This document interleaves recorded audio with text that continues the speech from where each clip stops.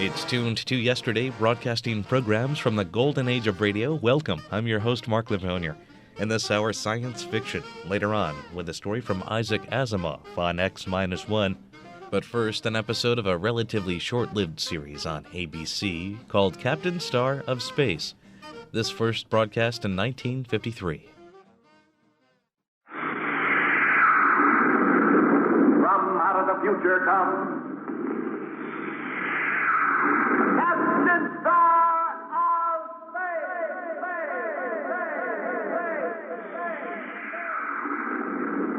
Roam the star worlds with Captain Starr, ace adventurer of space. Thrilling transcribed adventures in outer space and strange and far-off worlds where mystery, intrigue, and danger ride on every space fleet mission with Starr of Space!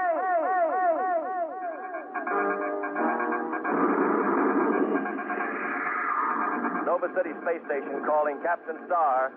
Nova City Space Station calling Captain Starr. Report for special space mission. Ranger Starr reporting, Commodore Bradford. You're blasting for Mars Rock immediately. The Earth people in Polar City are fear-stricken, and they're threatening to leave. Over 15 of their leading citizens have disappeared in the last few weeks without any explanation. What's my assignment, sir? Investigate the mysterious disappearance. Find out who or what is behind them. Stop them.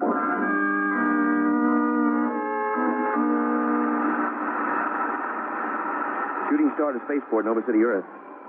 Spaceport, Nova City. Go ahead, Shooting Star. Blasting on priority assignment, SR-1, destination Polar City, Mars. Ranger Starr commanding. Dale Archer. That's on Anderson crew. Stand by.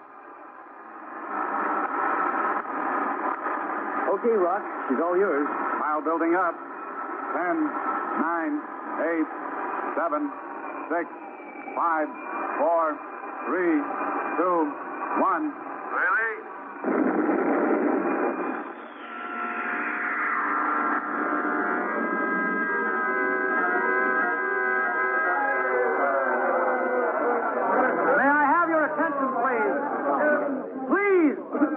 I've just received word from Nova City, Earth, that Ranger Starr of the Space Rangers will arrive here tomorrow to help us. What do we do in the meantime? Captain Stedman, wait for someone to kill us? The local authorities, please, the local authorities are doing all they can. And I'm for selling out and leaving this part of Mars. If you all calm down for one moment, please. Please, let's at least give this Ranger our support. If you can't find out anything, then I'll be the first to lead you out of Polar City. Captain Stedman! Captain Stedman! Tommy, what is it? My uncle! Uncle Bob! What's happened? Uncle Bob is gone!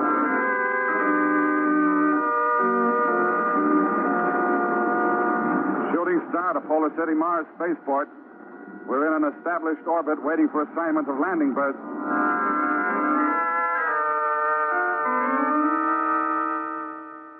Robert Kane's disappearance brought the total of missing persons up to 16 among the Earth colony.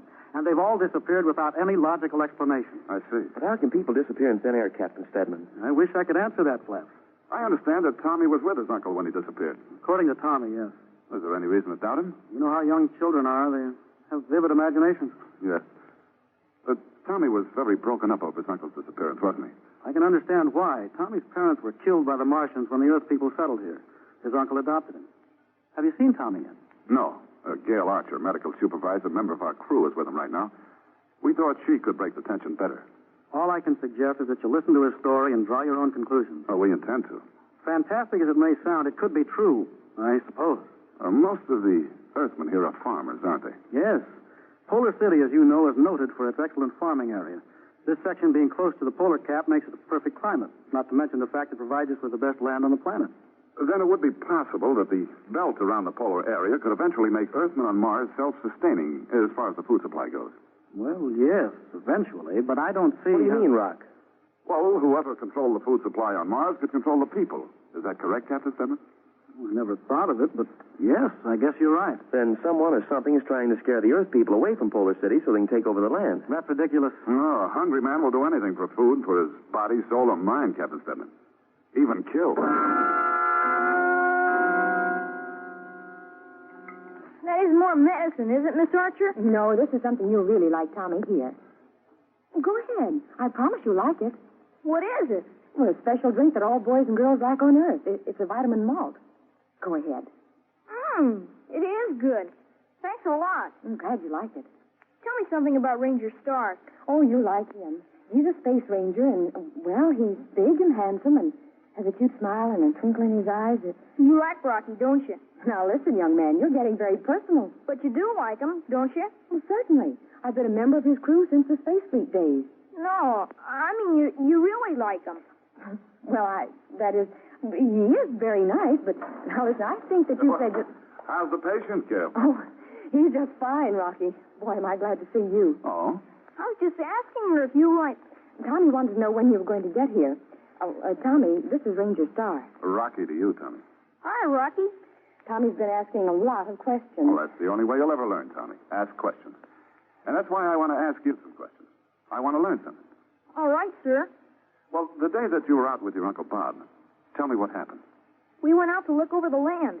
Uncle Bob did that about once every 6 Earth months. Well, we were skipping some rocks along the water in the stream, and all of a sudden Uncle Bob stopped and started walking away. Mm-hmm. What did you do?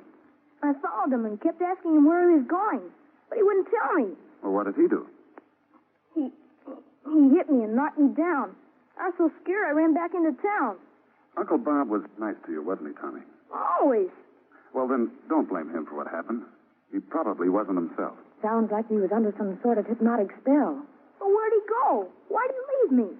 That's what we're trying to find out, Tommy. Oh, Rock, Stedman wants you on the visit wave. Well, I'll be right back, Tommy. I'll go with you. What is it, Flash? Well, Stedman wouldn't tell me. Just said it was urgent. What kind of a boy does Tommy strike you as being, Gail? Oh, a very normal boy, Rocky. Why? Just wondered. That was my impression, too. Did Tommy help any? Some. A mental control is being exerted over the missing person. Exactly what, I don't know. Here's a visit wave. Ranger Starr. Stedman here, Ranger Starr. Better get over to my place at once. Avon Brickner, one of the missing persons, just walked into my office.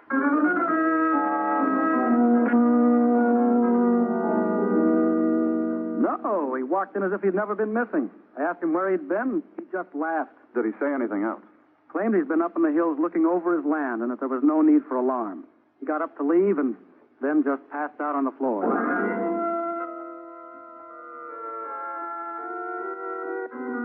I sent Gail over to the hospital to talk to the doctor. Flaps is out at Brickner's home, standing guard. Why do you need a guard?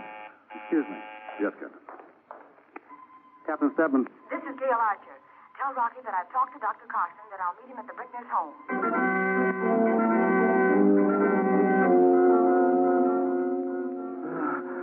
And just to look at him, Rocky, I'd say that he's battled something both mentally and physically. And the hollows in his face are deep, but that could be from lack of food. Well, the doctor checked him over but couldn't find anything physically wrong. A case of shock is all he could call it. Did he find anything unusual on his person? Yes, here. In the palm of Brickner's hand. Looks like a burn. Well, that's what we thought at first, but it's more like a mark, a birthmark, a discoloration of the skin. That's odd. Burn looks like a diamond. It's almost a perfect shape. Well, what do you think it is? I don't know. Did you check with his wife to see if it could have been a birthmark? Mrs. Brickner was sent to bed by Dr. Carson. She was in a very nervous state. Well, nothing we can do here. Come on. Find anything? Maybe. I'm staying here with you, Flaps, to stand guard. Gail will go back to Tommy's place. You expect something to happen here, Rocky? Avon Brickner's return seems more than just a coincidence. He disappeared once. It could happen again.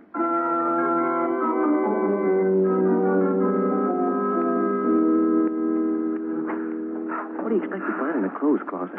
Clothes? Oh, I know that. But why can't you look for them in the daytime instead of night? Here we are. Huh?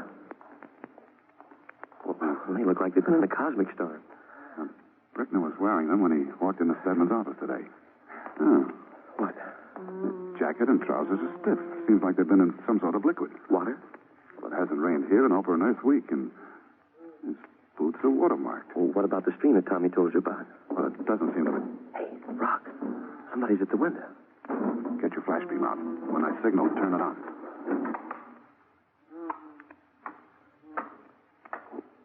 What is it? Quiet, Flash. Hey, look. It's walking over to Brickner's bed. It looks like it's going to... Turn on your flash beam, quick! Don't blast, Flash. Oh, but he's getting away. We don't want to kill intelligent life unless we have to. But what was it? Well, it looked like a small-sized version of a Martian. We won't say anything about this, Flaps. I just soon forget about it. Just hope you don't meet up with another one. We'll probably meet up with quite a few of them before this assignment is over.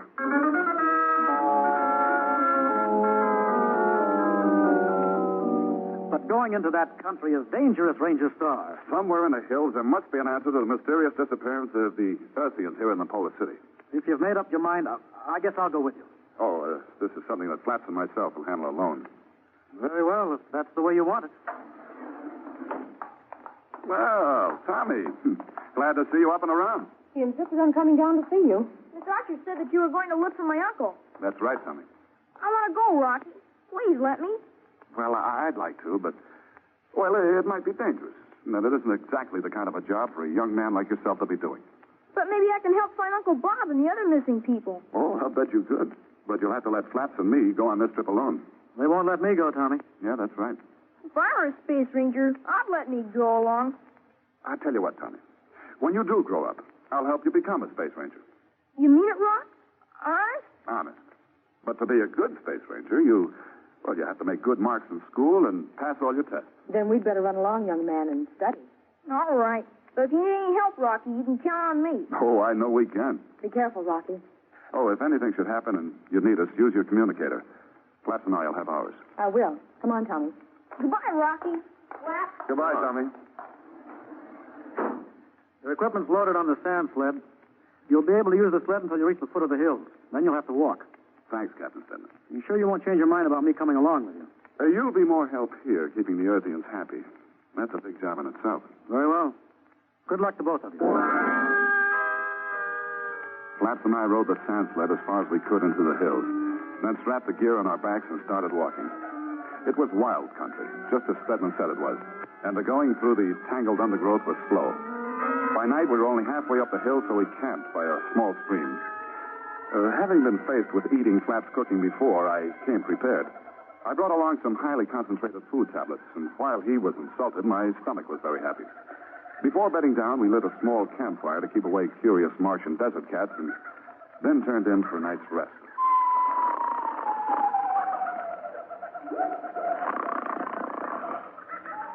Flaps. Flaps, wake up. Flaps! What's going on? We have a visitor. Over in the bushes. Huh? Get your blaster. Go around one side, I'll go around the other. Now be careful. Come on out or I'll blast. I'll count up to 3, then start blasting. 1, 2.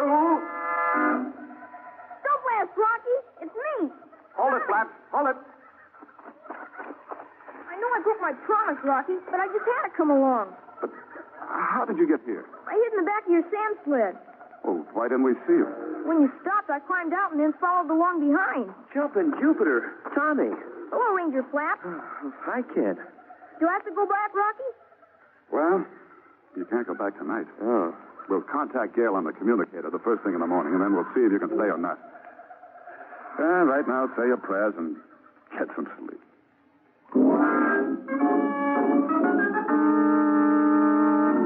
This is Commodore Bradford, Gail. Sorry to bother you this late at night, but I have some information that must get to Rock as soon as possible. Oh, Rocky and Flaps are gone, Commodore, but I'll get a message to them. What is it? Space Investigation Department just gave us a report on Captain Stedman. What about Stedman? He's really a space criminal known as Lance Whitman. Used to be a scientist, but was discharged from the scientific labs here in Nova City because of... Commodore Bradford. Commodore Bradford. You'll find that your communicator doesn't work, Miss Archer. Captain Stedman. Yes. I came over to report that Tommy is missing. Tommy is missing? I thought perhaps you might know where he was. Why, no, I've been outside for some time. I heard your conversation with Commodore Bradford. Oh, what are you going to do? I have no choice now.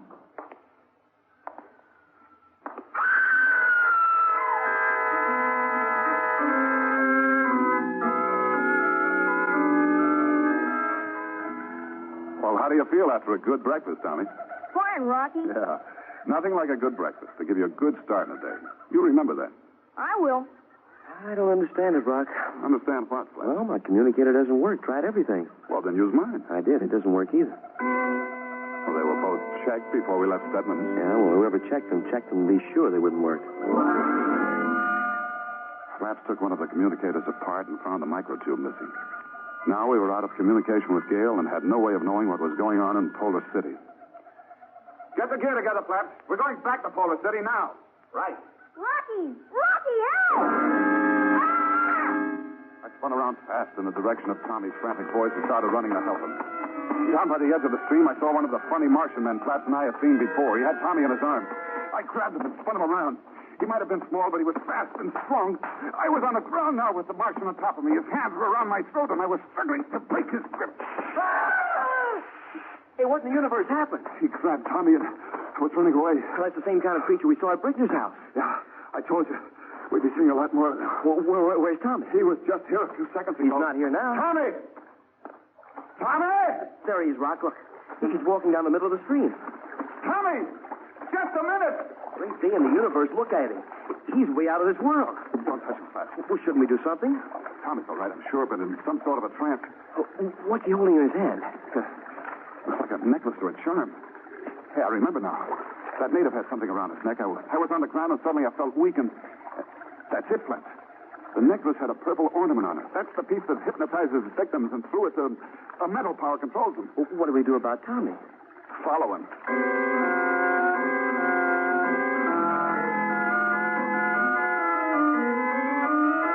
Well, he's still walking down the middle of the stream.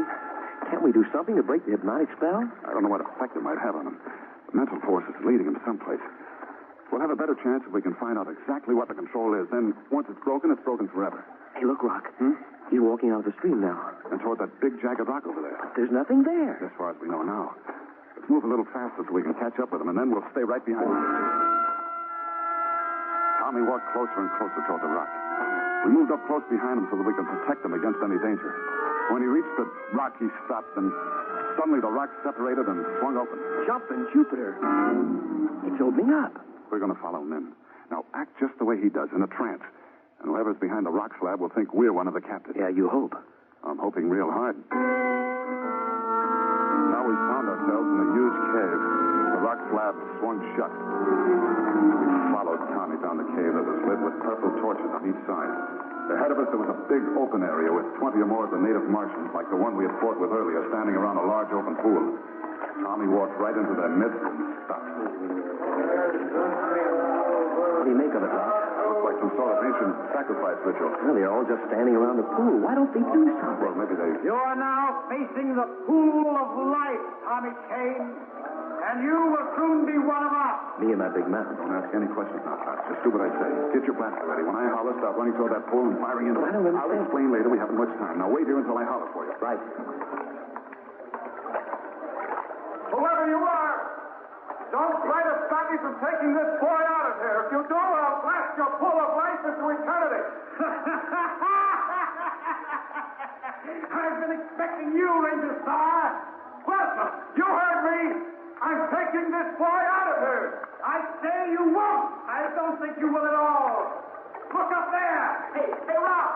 Hey, Rock. Rock, it's Tia, look. She just walked out on that ledge up there. Now, no matter what happens, just do as I told you to. The minute you start blasting into the pool, Ranger Starr, Miss Archer will walk to the edge of the cliff and fall into it. All right. All right. What do you want us to do? Up on that ledge, you'll find some diamond-shaped rocks. Listen carefully, Starr. Diamond-shaped rocks. Pick one of them up and take it to Miss Archer. Very well. In just a few moments, Ranger Starr, you will become one of us. Yes, one of us, Ranger Starr, as your friends have. And my plans will become that much easier. Well, stand right at the beginning of the pool. Grab Tommy, I'll get Gale.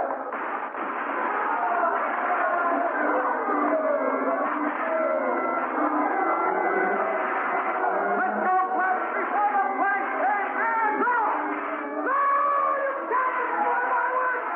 I've been years trying to protect my people! Come back! Come back!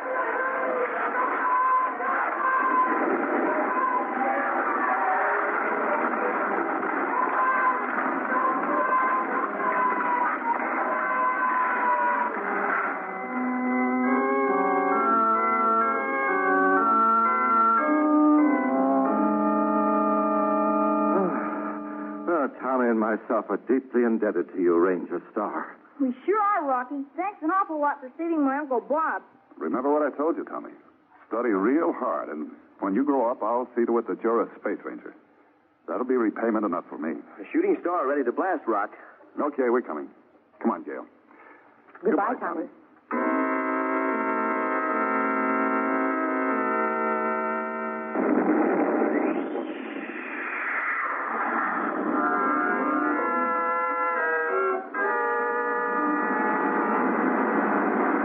Well, another mission accomplished, Rocky. Yes, but with a very narrow escape. You know, all I want to know is what was in that pool that I blasted so much, Rock? Well, that was a form of intelligent matter that Stedman perfected. He was a brilliant scientist, but used his knowledge wrong. Mm-hmm. The purple ornaments shaped like diamonds were a dried portion of the liquid in the pool. I see. He spread them around the hilly area of Polar City, and the farmers, on their check of their land, would pick them up, fall under an hypnotic spell, and the intelligent matter would lead them to the cave.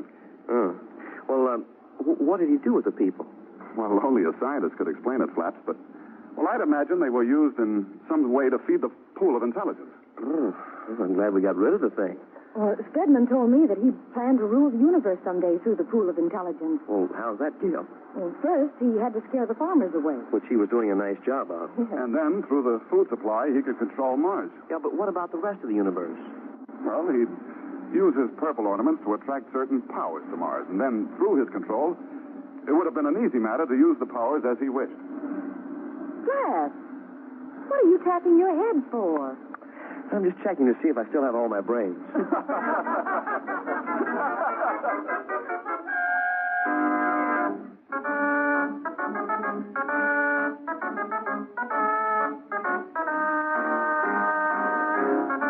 Captain Starr of the Space Fleet is based on characters created by Tom Hubbard and written for radio by Tom Hubbard and Fred Eggers. John Larch is heard as Captain Starr, Jane Harlan as Gail Archer, and Tom Hubbard as Cadet Sergeant Stripe. Captain Starr comes to you transcribed from Hollywood.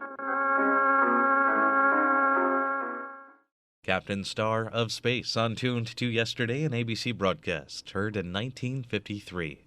You're listening to an hour of science fiction on Tuned to Yesterday. I'm your host, Mark Lavonier. Now time for X-1, which was NBC's landmark science fiction show, producing about 150 episodes for the network. Only 3 of those adaptations of Isaac Asimov's stories, like Nightfall and Sea Shoot, and this next broadcast of his story, Hostess, heard on NBC on December 12th, 1956. Countdown for blast-off. X-5, 4, 3, 2, X-1, fire.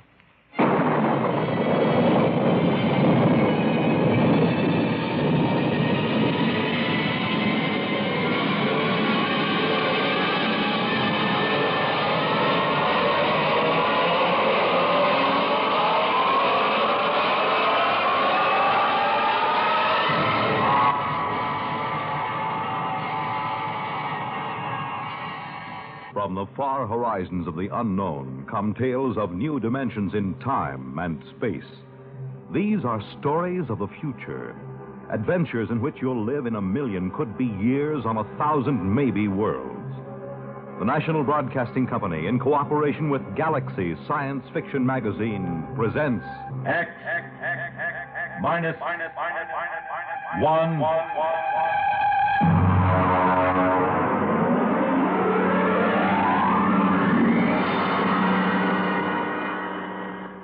Tonight, Hostess by Isaac Asimov.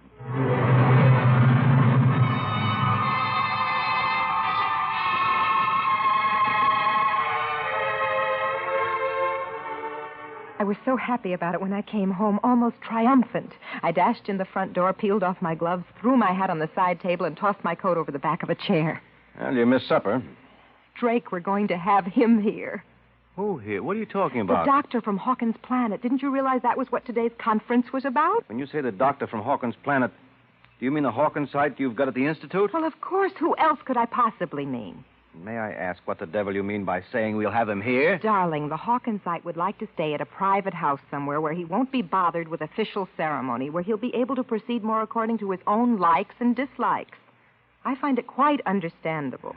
Whenever you start using formal sentences, I know you're hiding extreme irritation. Well, you don't seem to be trying to hide it at all. Now, what's the matter? Look, I don't see where we've got room for extraterrestrial visitors. Are you serious? He can stay in the spare room. Honestly, Drake, all we have to do is show a certain amount of adaptability. Sure, just a little adaptability. The Hawkinside breathes cyanide. We'll just adapt ourselves to that, I suppose. He carries cyanide in a little cylinder. You won't even notice it. Mm-hmm. And what else is there about them I won't notice? Nothing else. They're perfectly harmless. They're even vegetarians. Well, what about us? Do we eat meat ourselves, or will that make us look like cannibals to him? I won't live on salads to suit him, I warn you. Drake, it means very much to me. Well, why? Because if he stays here for any length of time, I can study him real closely. Very little work has been done on the biology and psychology of the individual Hawkinside or of any of the extraterrestrial intelligences. Surely you must see the opportunity. He stays here. We speak to him, watch him, observe his habits. Look, I've spoken to men who are in charge of security groups watching various Hawkinside missions on Earth. The missions stay in the rooms assigned to them, and they don't leave for anything but the most important official business. They have nothing to do with Earthmen. It's quite obvious that they're as revolted by us as I personally am by them. Drake, he's a doctor. He's coming here for medical research, and I'll grant you that he probably doesn't enjoy staying with human beings and will probably find us perfectly horrible. But he must stay just the same. All right. Have it your own way. You sure you don't want any coffee? No. Drake, you're not angry about this, are you? No, I'm not angry.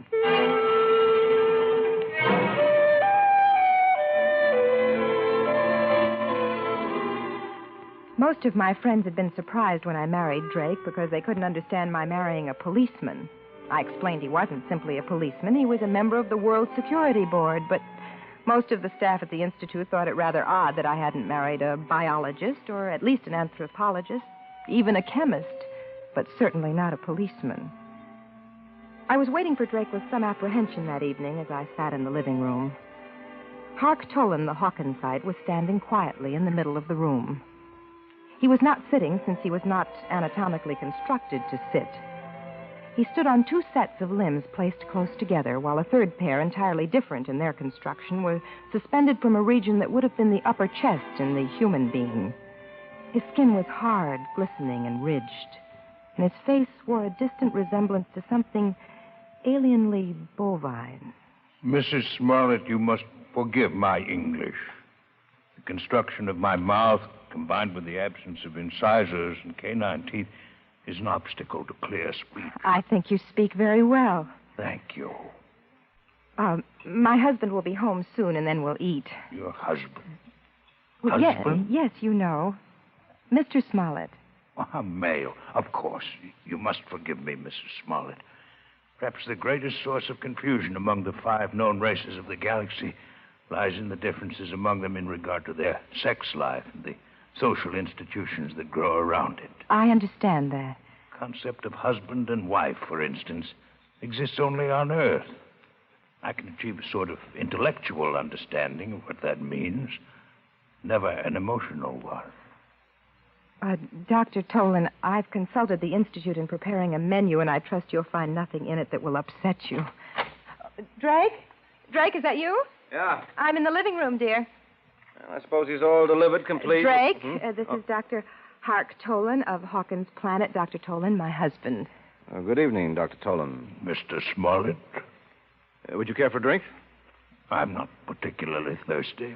On Earth, there's a custom of drinking liquids which have been fortified with ethyl alcohol. We find it stimulating. Oh, yes. I'm afraid, then, that I must decline. Ethyl alcohol would interfere most unpleasantly with my metabolism. Well, so it does to Earthmen, too. But I understand, Dr. Tolan. Would you object to my drinking? Of course not. Good. I need one. A stiff one.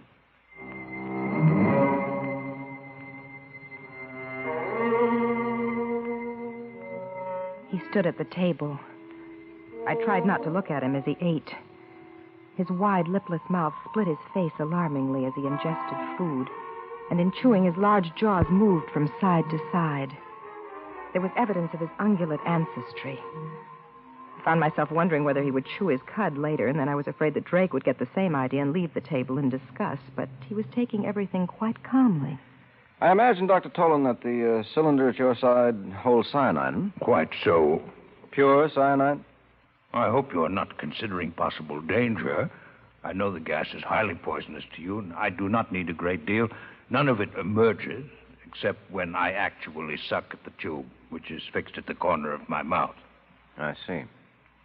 And you really must have the gas to live? Are you not a biologist, Mr. Smollett? No, Dr. Tolan. Merely a minor government official. My wife's friends call me a policeman. Tell me, what happens if you don't breathe cyanide? Do you, just go like that? Oh, not quite. The absence of it would be equivalent to slow strangulation. Mm-hmm. It's also very painful, difficult to treat. I've done some research on the problem. I find it difficult to keep thinking of you as a doctor. I understand what you mean. I find it difficult to think of you as a policeman. I gather that you're not here on a pleasure trip. Huh? No. I intend to study this queer planet you call Earth. Queer? In what way? It is always amazing to me to find how little you Earthmen understand your own characteristics. There are 5 intelligent races in the galaxy. Over and over, it is you Earthmen, more than any of the others, who are unique. Your people are the only ones which find hydrogen cyanide poisonous. Yours is the only form of intelligent life which is carnivorous. Yours is the only form of life which has not developed from the grazing animal.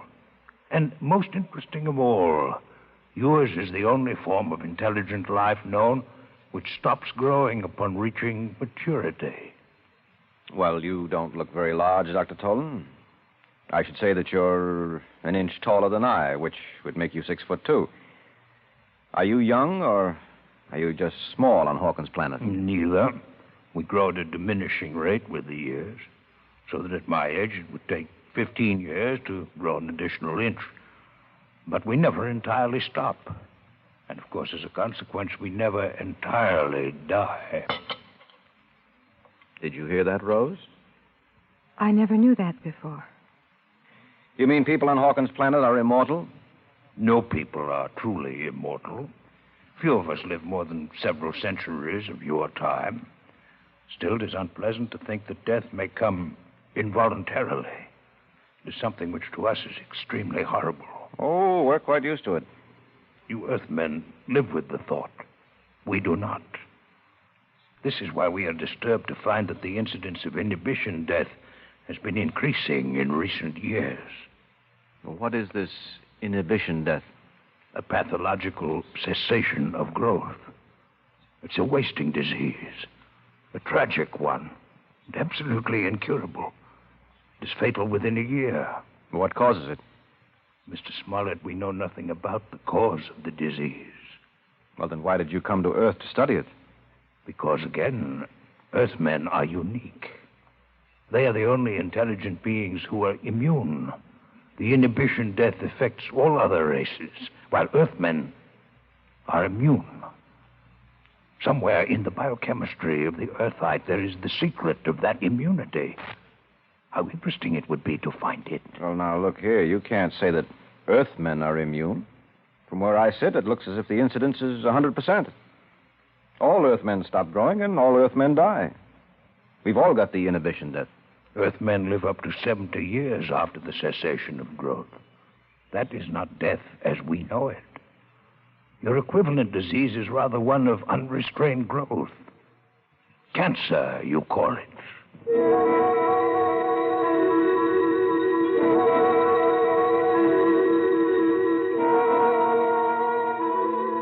Drake was being pleasant to Dr. Tolan. I wasn't sure whether it was for my sake or for his own. Drake has never gone out of his way to please me. Sometimes when I'm gloomy, I look at him across the table and ask myself, why did he marry me? Then suddenly, after dinner in the living room, Dr. Tolan asked a question which surprised me. You are a policeman, Mr. Smollett? Yes. I wonder, could you show me through one of the police departments on your planet? Well, I don't belong to a police department in exactly the way you imagine. However, I have some contacts in the New York City Department. Would I be able to visit the Missing Persons Bureau? Why are you interested in Missing Persons Bureau? Because there again, you are unique. There's no such thing as a missing person on our planet. We're always aware of each other's exact location, no matter where on the planet we might be. Can you feel such awareness even now, on Earth? You mean across space? No, I'm afraid not. But you see the importance of the matter. All the uniqueness of Earth should be linked. If the lack of this sense can be explained, perhaps the immunity to inhibition death can be also. Tell me truthfully, Mr. Smollett, if Mrs. Smollett were to leave this room and enter another without your having seen her do so, would you really not be aware of her location? I really would not. Amazing.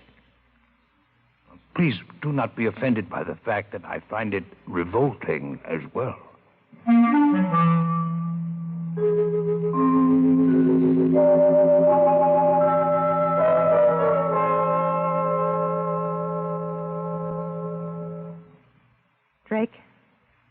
Drake. Yes, I'm awake. Why were you talking about the inhibition death to Dr. Tolan? I'm taking an interest in your work, Rose. You've always wanted me to take an interest. I'd rather you weren't sarcastic. Rose, I'm tired. I'll talk to you tomorrow. No, right now. I want no questions from you and no interference. Now, you do your job and I'll do The mine. nature of my job is open and known. The nature of my job isn't, by definition, but I'll tell you this. Our six-legged friend is here in this house for some definite reason. You weren't picked as biologist in charge for any random reason. 2 days ago, he'd been inquiring about me at the commission. But that's my job, and I won't discuss it with you any further. Do you understand? No. But I won't question you if you don't want me to. All right, then go to sleep.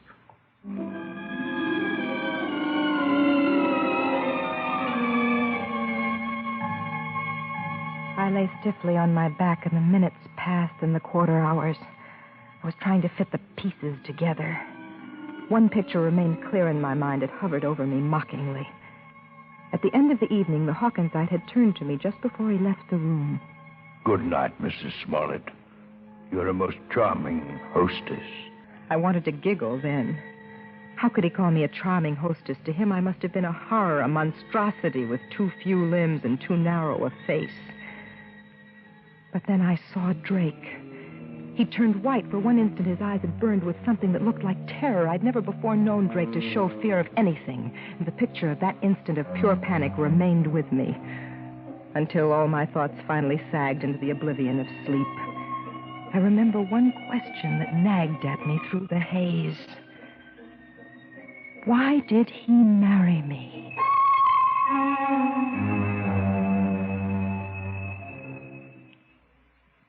I found your Missing Persons Bureau interesting in that the large majority of missing persons are males. Oh, well, that's not mysterious, Dr. Tolan. You simply didn't realize the economic setup we have on Earth. My wife is an example of the minority of women who are capable of making their own way in the world. Would you call the Missing Persons Bureau of New York a fair sampling of such cases in the planet at large? Yes, I should think so. Is there then an economic explanation for the fact that since interstellar travel has been developed, the percentage of young males among the missing is more pronounced than ever? Well, that's even less of a mystery than the other. Nowadays, a runaway can hop the nearest space freighter. They're always looking for crewmen. No questions asked. It's almost always young men in their first year of marriage. Well, that's just the time a man's troubles seem the greatest. If he survives the first year, there's usually no need to disappear at all. Would it offend you if I disconnected for a period of time? Disconnected? It's like sleep. Oh. I hope you haven't had too exhausting a day. It's just that I've been absorbing so many new and unusual concepts that I feel a desire for a little disconnection.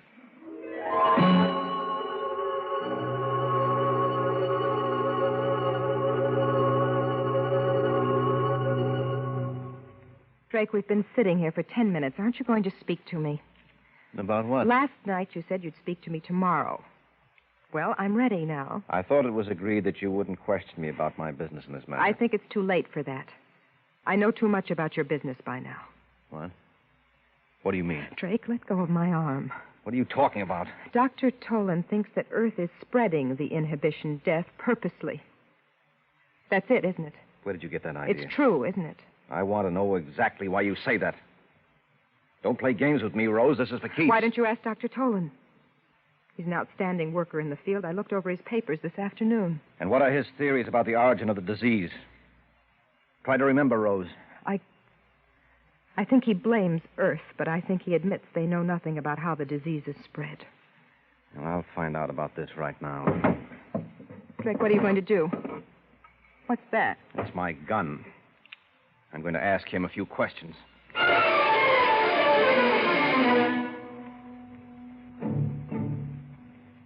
He ran out of the bedroom, down the corridor towards Dr. Tolan's room. I ran after him, caught him just as he entered the door. The Hawkinsite was standing there, motionless, his eyes unfocused, his 4 standing limbs sprawled out in 4 directions as far as they would go. Now keep quiet. He'll gradually become aware of me. Get out of here. No, Drake. What are you doing? Quiet. There, you see? The skin on his face is beginning to quiver. Well, that's about all, Dr. Tolan. Don't throw in connection with any of the limbs. Your sense organs and the voice box will be quite enough. Why do you invade my disconnection chamber? And why are you armed? What do you want? The answer to certain questions. With a gun in your hand? I'm sorry, Mr. Smollett, that the duties toward a guest are so badly understood on Earth. You're no guest of mine, Dr. Tolan. You entered my home under false pretenses. You had better shoot. It will save time. You are convinced that you'll answer no questions? Now, that in itself is suspicious. It seems that you consider certain answers to be more important than your life.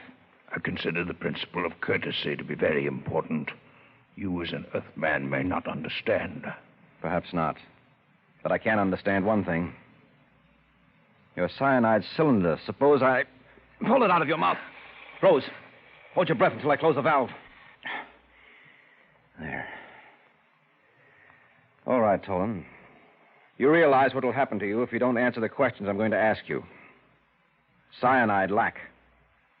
It would be a most uncomfortable death. I'm only an Earthman. I can't appreciate its true horrors, but you can, can't you? Drake, give him the cylinder. Give it back to him. You have about 1 hour, I think, until the effects are irreversible. Talk quickly, Dr. Tolan, and you'll have your cyanide cylinder back. What are your questions? What are your theories concerning the inhibition death? Why did you really come to Earth? What is your interest in the Missing Persons Bureau? For years, I have been investigating the cell structure of my patients suffering from inhibition death.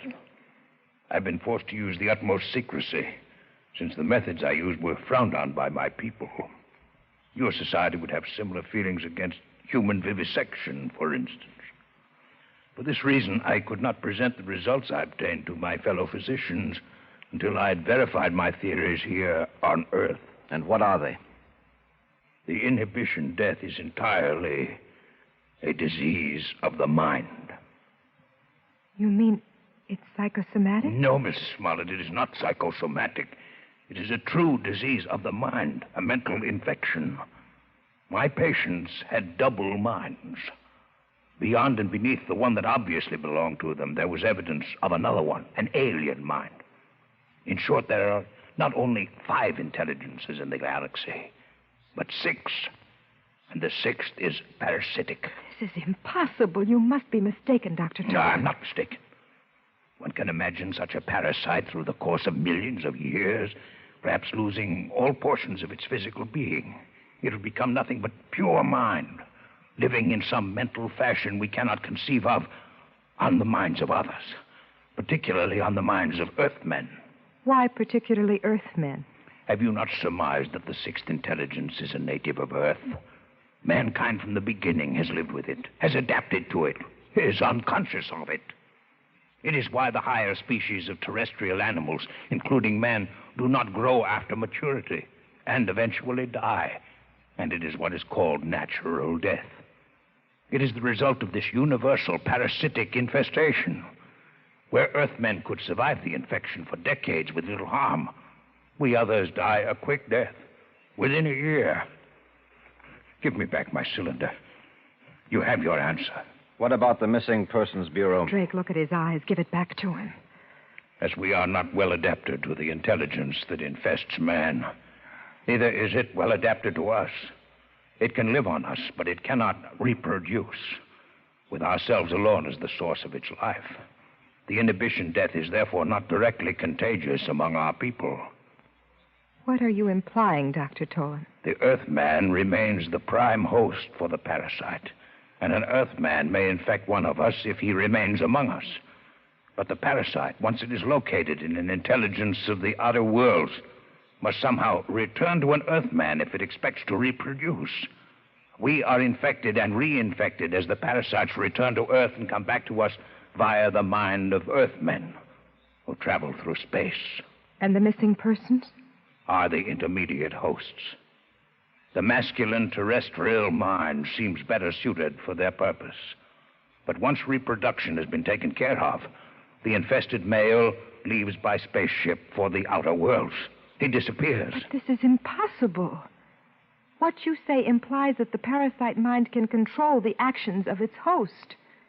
That can't be, or we would have noticed their presence here on Earth. The control may be very subtle, and may moreover be exerted only during the period of active reproduction.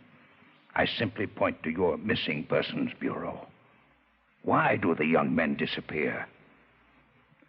I'm quite ill now, cyanide lack, and I cannot speak much longer. And you alone, of all your people, have any knowledge of this theory of yours? I alone. You will give me back my cyanide cylinder now. I have become quite weak. Sure. Sure, Dr. Tolan. Rose. Oh, no! Rose, come out of here. Come on now. Come on. He's dead. He's dead. You shot him. Outside. Out. Quiet, Rose. Quiet. I told you to have nothing to do with this. Let me go. I want to go. I want to go. Why? Because of something it was my job to do?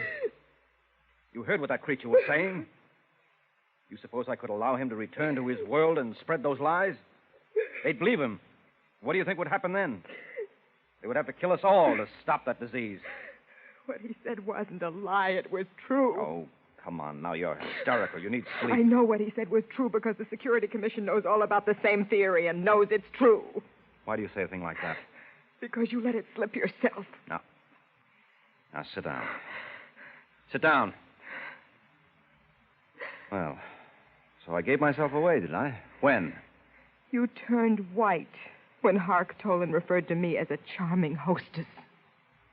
Hostess has a double meaning, Drake. A host is one who harbors a parasite. Well, I had no idea I was so transparent. Look, Rose, I've done my best to keep you out of this. The truth can't be held down forever. Somebody else will find out. You can't kill them all. We know that, too. We have no choice. Why? Why can't we combine with the other intelligences and wipe out the parasite? No, you don't understand. Hark Tolan was right. Man and his prehistoric ancestors have been living with this parasitic intelligence for uncounted ages. We've not only become adapted to it, we've become dependent on it. It is no longer a case of parasitism. It's a case of mutual cooperation. You biologists have a name for it. What are you talking about? Symbiosis? Yes, exactly. We have a disease of our own, remember? It is the reverse disease, one of unrestrained growth. We've mentioned it already as a contrast to inhibition death. It's all very well to say that if we could remove the parasite, we would have eternal growth in life. But it's impossible for us. If for any reason the parasitic intelligence, as Hark Tolan calls it, does leave the human body, or if its relationship to the human mind is in any way impaired, growth does take place, but not in an orderly fashion. We call the growth cancer, and there you have it. There's no way of getting rid of the parasite. We're together for all eternity. To get rid of their inhibition death, extraterrestrials must first wipe out all vertebrate life on Earth. There is no other solution for them. So we must keep knowledge of it from them. Now do you understand?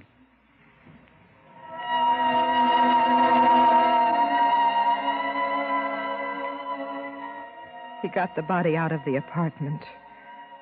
I sat there numbly. He lied to me. Cancer could not be a disease that was an expression of lost ability for normal growth. Cancer attacked children while they were still growing. It could even attack embryonic tissue. Cancer had nothing to do with the presence or absence of normal growth. Its absence would not cause cancer. Drake lied, but no one would believe me. The young men who disappeared were usually in the first year of their marriage. Whatever the process of reproduction of the parasite intelligence was, it must involve close association with another parasite. The type of close and continuous association, as in the case of newly married couples. The parasite could control actions. I'd report them both, Drake Smollett and Hark Toll, into the Missing Persons Bureau. But they'd never find them, for they'd be out in space. I wanted to weep, but I couldn't. I was dry-eyed, and it was painful. I'd looked for the answers to so many questions, and I'd found them all.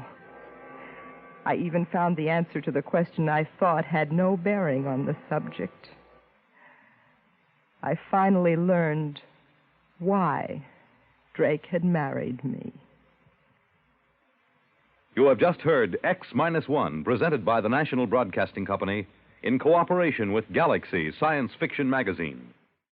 X-1 on Tuned to Yesterday from the 12th of December, 1956 on NBC. And that brings the curtain down on this hour of Sci-Fi on Tuned to Yesterday. Be sure to be with us next time for more great programs from radio's past. Until our next hour together, I'm Mark Lavonier. It's been a pleasure.